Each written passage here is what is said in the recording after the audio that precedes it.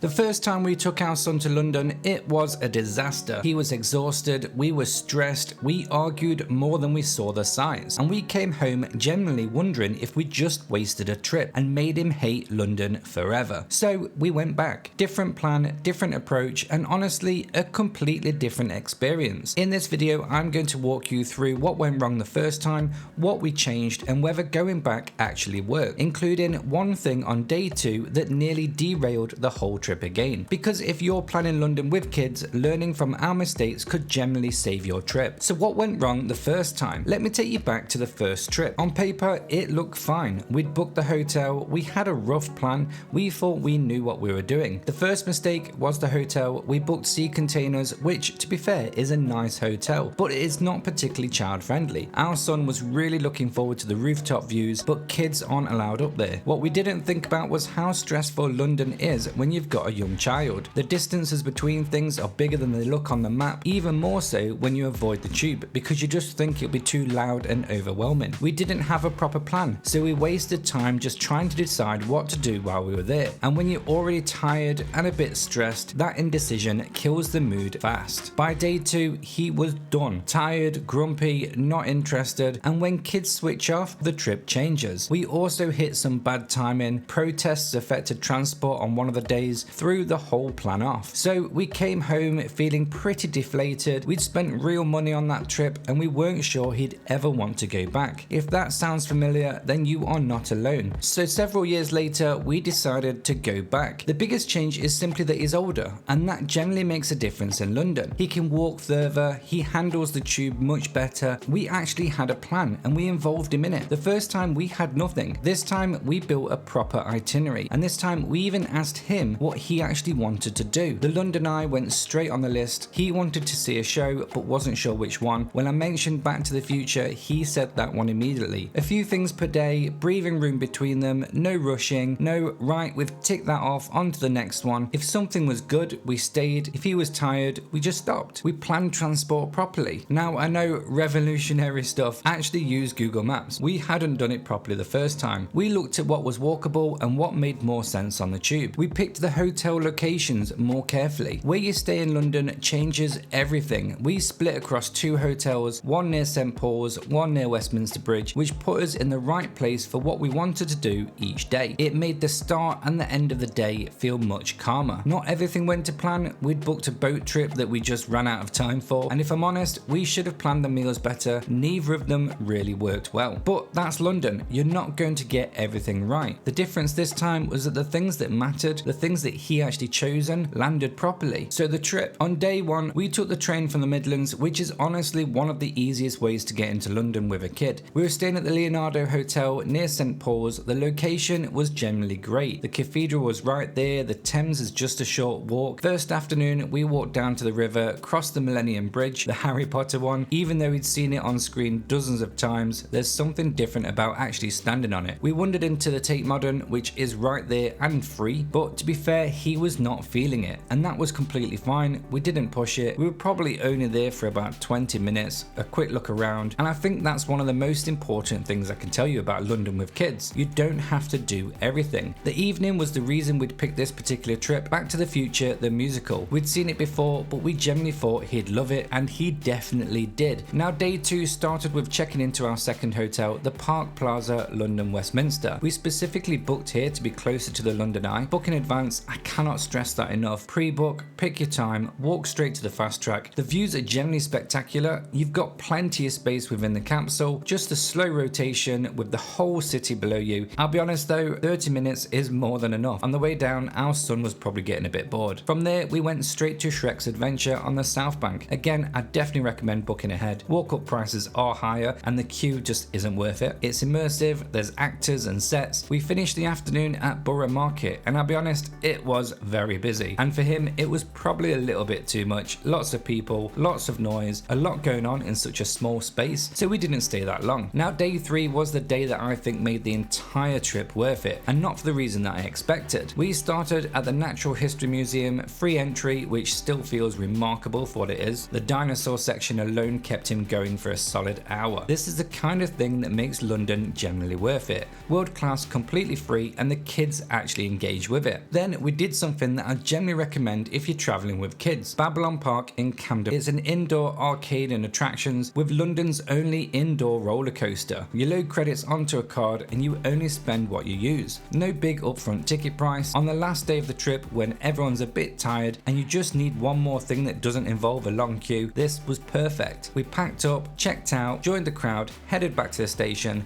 Same city, same trains, completely different feeling. And on the way home, unprompted, he said he wanted to go back. So did going back work? Yes, generally it really did. But the honest takeaway is this: London is brilliant with kids. It's also easy to get wrong. And the difference between a bad trip and a good one isn't really what you do, it's about how you do it. Don't try to do everything, you just won't enjoy anything. Build in time to breathe. Kids really do need that, and to be fair, so do you. Pick your hotel location carefully because it shapes the whole rhythm of the day. Book things in advance because London queues are really no joke, and match the itinerary to where your child is actually right now, not where you think they should be or where you wish they were. The city didn't change, but we did. If you want to know how much a London trip actually costs for a family, I've got a video that breaks down everything. It's definitely worth watching before you book. It'll give you a realistic picture of what to budget. Or you can check out our full London playlist, hotel reviews, mistakes we've made, and much more.